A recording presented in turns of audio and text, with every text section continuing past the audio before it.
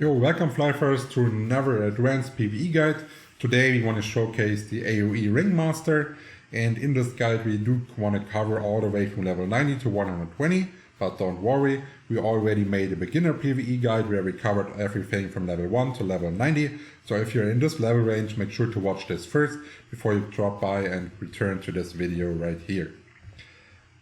Before we starting, I noticed that 20% of my viewers are currently subscribed to the channel, so this means 80% are not. So let's make a deal. You watch this video all the way to the end, and then I'm sure I earned your subscription by then. And now let's get right started. Ringmaster has lots of safety, progressions, heal, prevention, all this kind of fancy stuff. So in the late game, he doesn't require as much stamina as he does in the early game to being a sufficient tank. So 70 stamina is more than enough, and you can go with the rest of intelligence.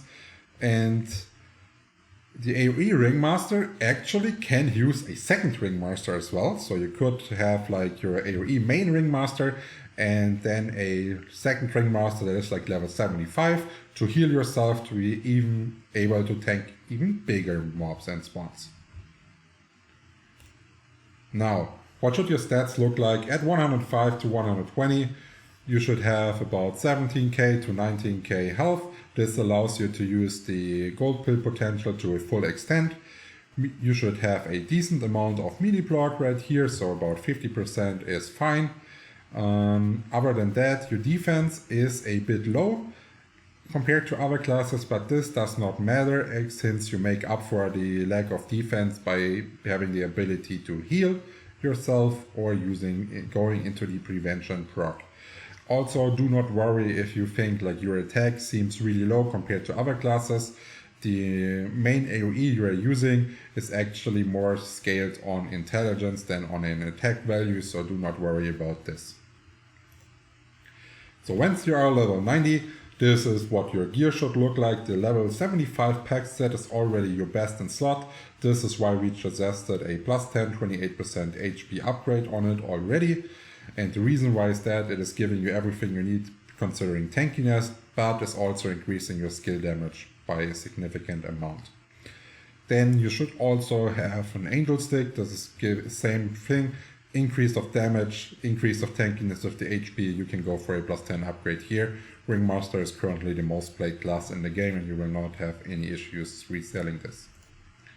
Now, once we are 120 and we are in an advanced guide, we did talk about this earlier a tiny bit, but you do want to exchange your playstyle.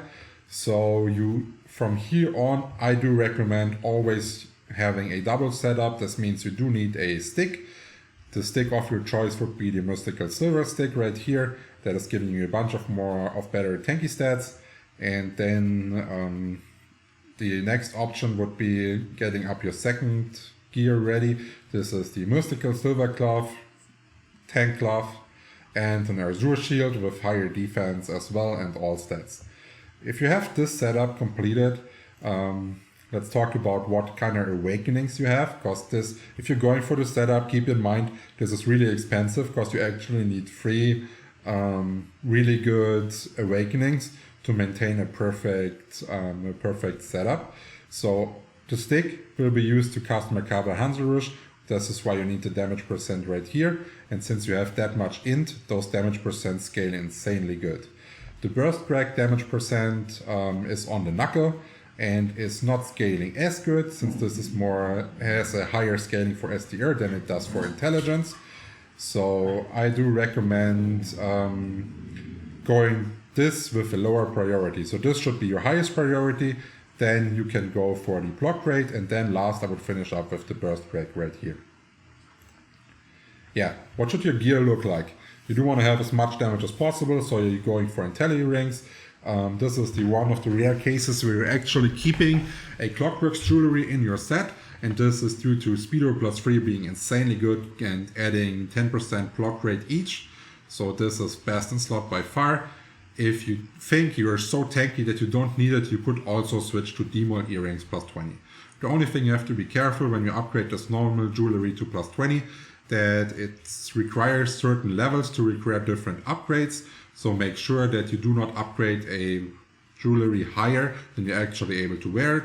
If you do not know what the upgrade values are, there is everything covered in the upgrade guide on the channel. You can look it up, and there's also a lot of additional information that might be useful for you. Now, similar to the full support Ringmaster, we do showcase all the skills that are needed as an overview right here. Otherwise, it would be too complicated naming all the skills. And I'm sure you know everything they currently do. So, the most important parts that you need for this build is Heap Up, Patience, and Cat's Reflex. This is giving you the best AoE value. And then for the damage, you will need the Mental Sign and the Beef Up right here. And to add a bit more onto your tankiness, you can go with the Cannonball. To be able to tank a lot of the monsters, you can go with a Stone Hand Burst Crack combination to get a bit more stunts out, which will give you, will result in you needing to heal less, which will give you the opportunity to deal more DPS, or result in you being able to use less food. The Ringmaster buffs are obvious. Those are passives that you should have running all the time. This is your main AoE skill, so really important. And Heal Rain is the skill of choice that you're using to heal you in between AoEs, to save out on this food. So this playstyle is probably one of the most complicated ones in the version 7 Flyff. So what you do want to do is collect monsters while wearing a stick with the auto attacks. Make sure that you're using the auto attack motion so you can click the ground fast and are able to collect all the mobs with only one hit on the mob and not doing multiple hits and wasting time. If you are in a group, if you can walk into a group of monsters and collect multiple ones with one AoE, then I switch over to collecting with Merkaba right here. You should have all the time, you should have prevention running. This can best be achieved by having a task setup bar that looks like this, where you have a stick, switch to prevention, and keep this up running.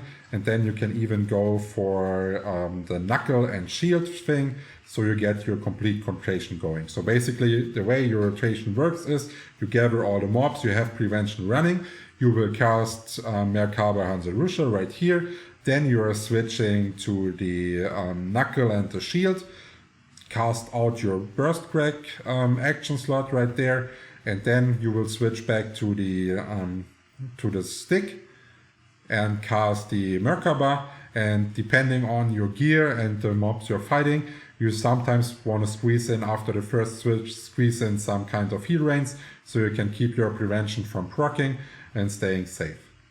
Since you need FP for the burst crack and MP for the other skills, a combination of Refresher Hold and Vital Drinks is recommended, but is always not needed. You can do it with normal refreshers.